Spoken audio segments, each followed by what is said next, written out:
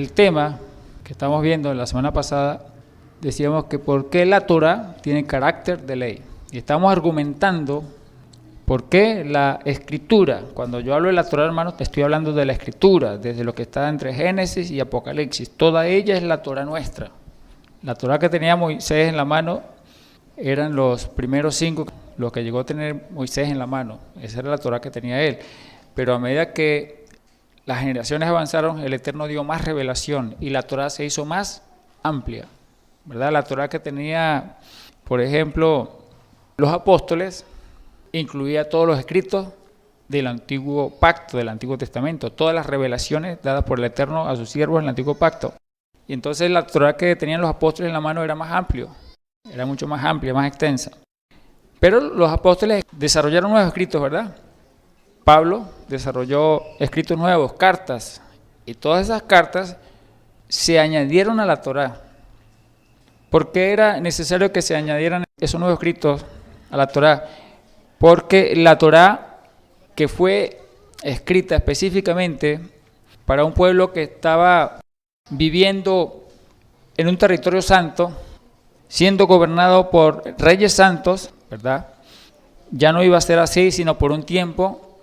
Los israelitas y el mismo pueblo del Eterno iba a vivir en el destierro, es decir, iba a vivir entre paganos, gentiles, y muchos extranjeros se iban a convertir al Eterno, porque el Evangelio sería predicado a todas las naciones, y por eso era necesario que la Torá sufriera reformas, no fuera derogada, sino que sufriera reformas puntuales, para que esa Torá pudiera ser aplicada por ese pueblo, hermano, que estaba en el destierro, ese pueblo santo o ese pueblo que se iba a santificar en el destierro, entre los cuales estamos nosotros en este tiempo, ¿verdad?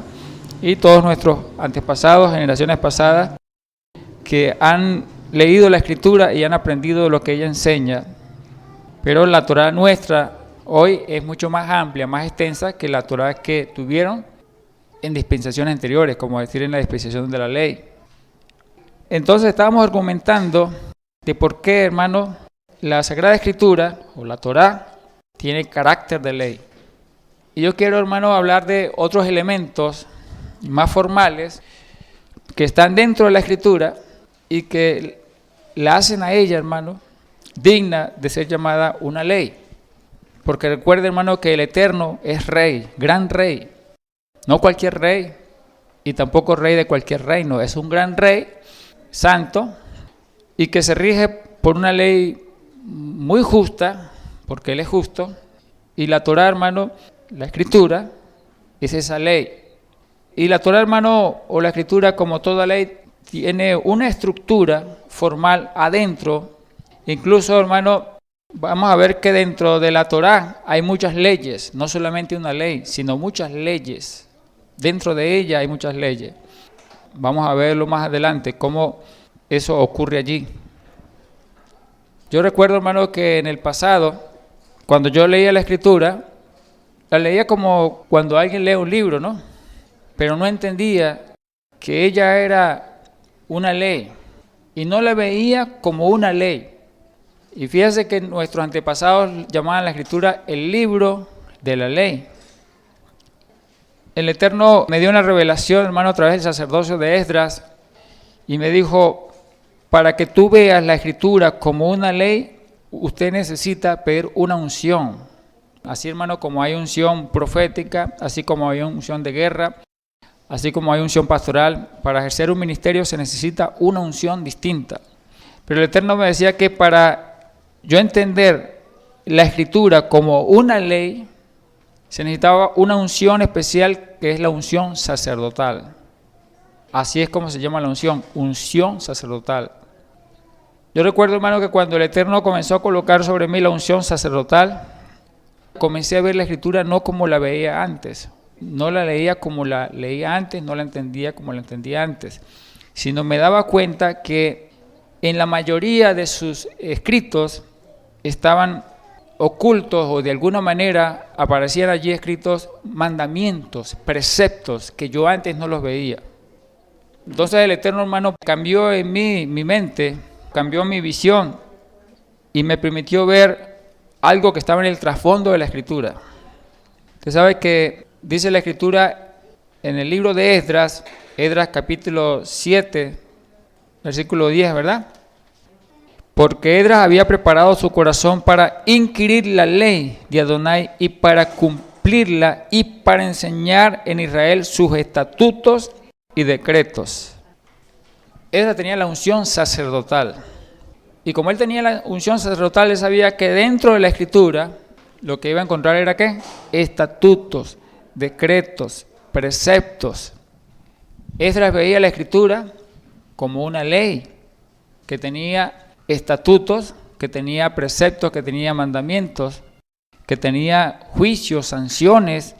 Y como Esdras, hermanos, Esdras procuró profundizar en los escritos de la Torá, pero viéndolo como una ley, el Eterno le dio, hermano, a él autoridad para regir sobre el pueblo, para juzgar el pueblo.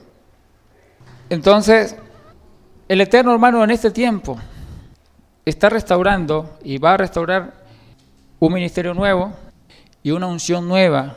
No es el único ministerio ni es la única unción, porque hay otros ministerios que van a ser restaurados, pero el Eterno en este tiempo va a restaurar la unción sacerdotal. Porque el apóstol Pablo, hermano, habló de 5 ministerios, ¿verdad? Del apóstol, del pastor, del evangelista, del maestro, del profeta. Pero esos 5 ministerios fueron restaurados para una dispensación, para la dispensación de la gracia. Y recuerden que en la dispensación de la gracia, hermano, el pueblo del Eterno iba a ser regido por reyes paganos e iba a ser pastoreado por pastores, pero no iba a ser gobernado por pastores. Iba a ser dirigido por apóstoles, claro que sí, dirigido por apóstoles, pero gobernados por leyes paganas y por reyes paganos.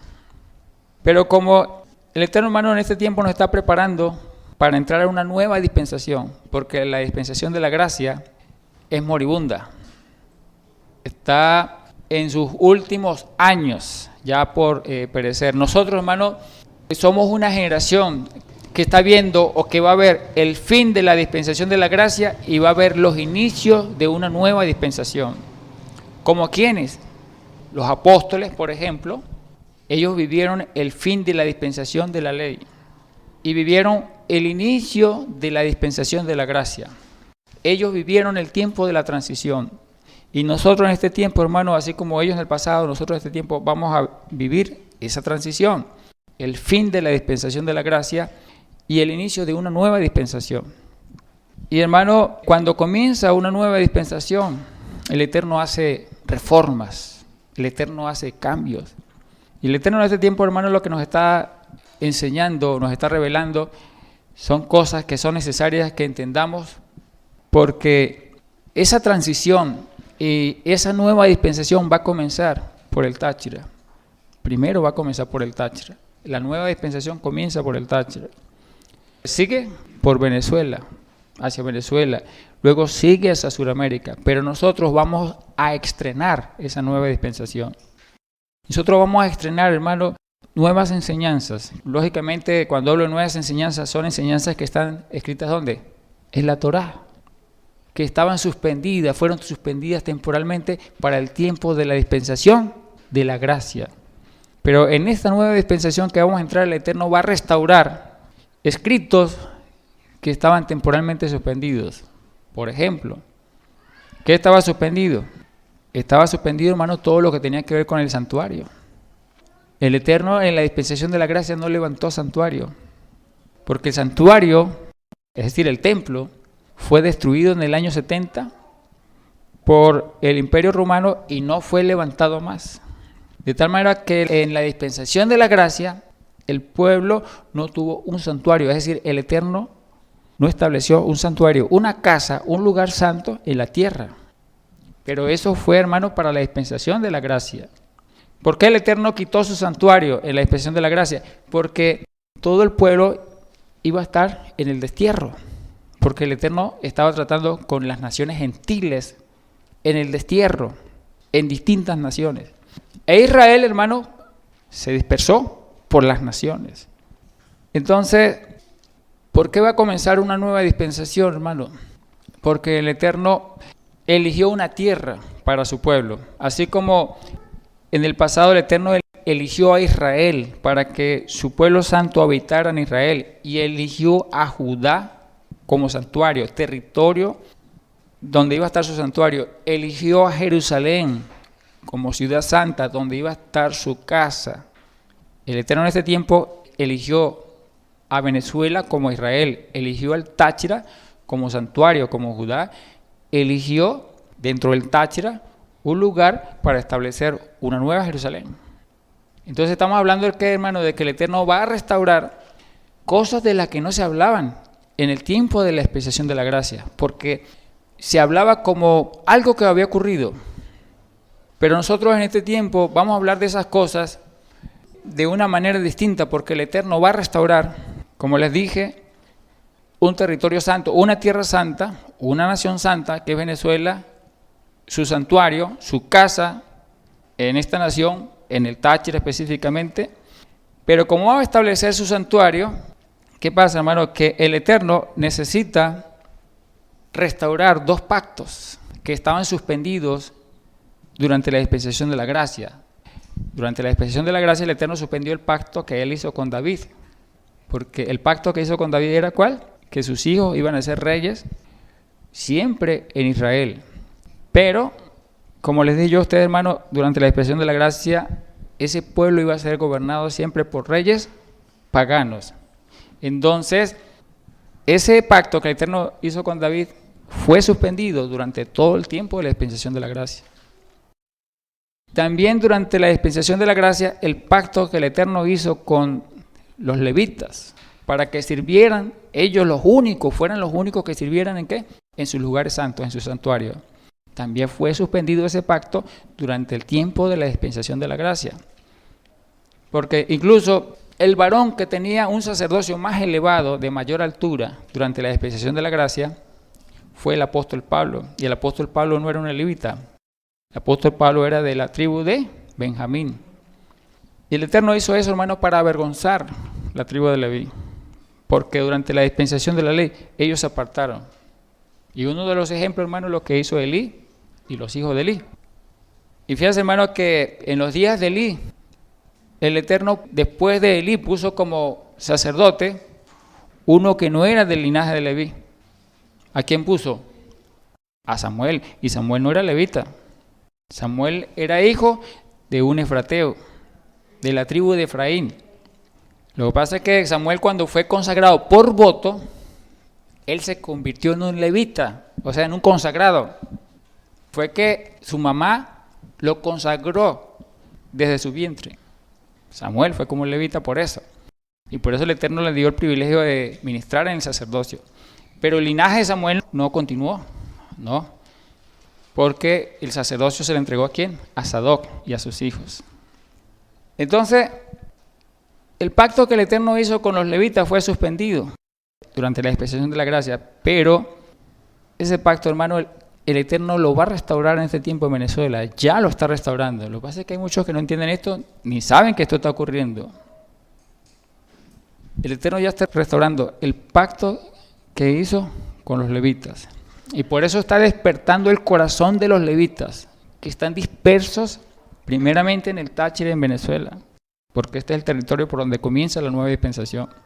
Y los levitas, hermanos, los hijos de Leví, que la mayoría no saben que son hijos de Leví, pero el Eterno, hermano, conoce la genealogía de cada uno de nosotros. El Eterno conoce nuestra ascendencia. El Eterno conoce, hermano, quiénes fueron nuestros padres muchas generaciones antes. Él sabe quién es cada uno.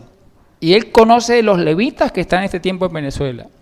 Y el Eterno va a despertar el corazón de los levitas, y ya los está despertando. Yo he escuchado muchos testimonios, y me impresiona esos testimonios donde hay mujeres, hay hombres de Dios que dicen que reciben una palabra: tú eres mi levita. O sea, que ellos escuchan eso, ¿no? Tú eres mi levita. Y entonces esa palabra les impacta. ¿Ok? Y el Eterno, hermano, como les digo, está despertando a los levitas y les está colocando en su corazón para que ellos se preparen. ¿En qué? En la encomienda que el Eterno le hizo a la tribu de Leví. ¿Cuál fue la encomienda que el Eterno le hizo a la tribu de Leví? Eso está en la bendición que le fue dada a Leví, ¿verdad? Eso está en Deuteronomio capítulo 33. La bendición que el Eterno, vamos a decir sí, el Eterno, que el Eterno le dio a Leví a través de su padre Jacob no fue buena. Simplemente le dijo, te dispersaré. Esa fue la bendición, que los iba a dispersar. Pero hermano, a través de Moisés, el Eterno mejoró la bendición. Deuteronomio 33, 8. 10 específicamente, hermano, es el que voy a leer ahorita. Dice, ellos, cuando dice ellos se refiere a la tribu de Leví. Dice, ellos enseñarán tus juicios a Jacob y tu ley a Israel. O tu Torah a Israel. ¿Qué pasa, hermano? Que el Eterno está despertando la tribu de Leví este tiempo. Hay muchos levitas que están en Venezuela, muchísimos levitas. Pero ellos están llamados ¿a qué? A enseñar juicio. ¿Y a enseñar qué? La ley, la Torah. Y por eso es que yo estoy hablando de esto, hermano. O sea, este tema que yo estoy hablando es para hablar al corazón de los levitas que están en Venezuela. Porque yo soy un levita. Y como soy levita, hablo a los corazones, ¿verdad?, de los levitas también, en relación a este tema. Hay un cántico que el Eterno nos dio, donde a través de un cántico el Eterno le habla a las tribus de Israel, que están en Venezuela.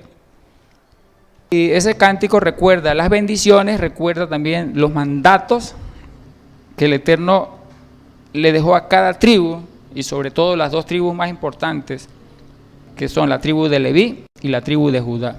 Son las dos tribus, hermanos, que el Eterno usa como tribus motoras para traer una restauración, para restaurar a su pueblo, restaurar su reino, restaurar su santidad. Porque los más expertos en santidad, ¿quiénes deben ser? Los levitas, hermano. Porque a ellos el Eterno les da por bendición, por promesa, ¿qué? La sabiduría para entender la Torah. Y a la tribu de Judá, ¿qué les da el Eterno? Inteligencia, hermano, para gobernar, pero también le da autoridad, poder, fuerza, ¿para qué? Para enfrentarse contra sus enemigos, poder para la guerra. Y por eso, hermano, el Táchira está poblada en su mayoría por esas dos tribus, tribu de Judá y tribu de Leví. Entonces, hermano, esta es una introducción, ¿verdad?, para entrar ahora sí al tema. Recuerden que, como dice Isaías 2, 1 al 3, ¿verdad? Dice que en los postreros tiempos de Jerusalén, recuerda que estamos ¿en dónde? En la Nueva Jerusalén. Y Isaías 2.1 dice, palabra que el Eterno dio ¿a quién? A Judá y a Jerusalén. Estamos en la Judá. Táchira, hermano, es parte del territorio de Judá en Venezuela. Y Táchira es la Nueva Jerusalén de Venezuela. Entonces esa palabra que está en Isaías 2.1 al 3 es para nosotros. Y ahí hay una encomienda, ¿sí? Dice allí que en los postreros tiempos la ley saldría de Jerusalén. Y las naciones irán allá a buscar la enseñanza. ¿A buscar qué? La ley. Y yo le expliqué a ustedes, hermano, en la enseñanza pasada que el Eterno en este tiempo nos va a dar una unción para legislar, para crear leyes. Pero no son leyes, hermanos, que van a salir de nuestro corazón. Él nos va a revelar las leyes. Y por supuesto, los principios más elevados de la ley del Eterno, hermano, están en la Escritura. En toda nación, en todo reino hay una constitución. Y a partir de ella se generan leyes especiales, leyes de más bajo nivel. Pero en la Constitución, hermano, están los preceptos más fundamentales, principios más elevados que rigen la nación. Por eso yo hablo de la Torah como una ley, como la Constitución de este tiempo va a ser la Constitución para el Táchira y la Constitución del reino ¿para quién? Para Venezuela. Así como será también la Constitución para muchas naciones, porque el Eterno, hermano, va a establecer su reino primeramente en el Táchira, luego en el resto de los estados en Venezuela, luego en otras naciones de Sudamérica. Pero donde el Eterno establezca su reino, hermano, nos vamos a regir por las leyes del reino. Y eso es lo que yo quiero explicarles a ustedes, hermano, hacerles entender cómo ver la Escritura como la ley del reino. ¿Okay? Eso es lo que yo quiero que ustedes entiendan. Los que estudian Derecho en la universidad, los abogados, usted le entrega una Biblia a un abogado y él no lo va a entender. Él no va a entender lo que yo le estoy explicando a usted. Él no va a entender que esto es una ley. Pero mi propósito es enseñarle a ver la Escritura como una ley. Y que usted tenga más inteligencia que un abogado para ver las leyes que están aquí. Cuando yo estudié la Escritura, hermano, el Eterno me trajo a mente algo. Todas las leyes se caracterizan por los elementos que contienen. Contienen unos elementos estructurales, como un libro. Por ejemplo, un libro que elementos contiene un libro, que caracterizan a un libro. Tiene, por ejemplo, el índice, ¿verdad? Tiene una introducción, tienen capítulos. Algunos tienen un prefacio del autor, un prólogo, ¿verdad? Bueno, esos son elementos estructurales de un libro. Y todo el que escribe un libro, hermano, tiene que tratar de regirse por esos elementos. O sea, debe incorporar en su libro esos elementos. Igualmente, hermano, cuando se escribe una ley, el que escribe una ley debe procurar de respetar una normativa para la elaboración de las leyes. Y lo que quiero demostrar, hermano, es que la Escritura, en el fondo, cumple esa característica. La Escritura es una ley. Y a través de ciertos elementos voy a tratar de explicar, hermano, cómo ver la Escritura como una ley. Como cuando usted toma una constitución, cuando usted toma cualquier otra ley de nuestra nación o de cualquier nación. El primer punto que vamos a trabajar, hermano, es en relación al contenido, el contenido de los preceptos de la ley dentro de la Escritura de la Torá.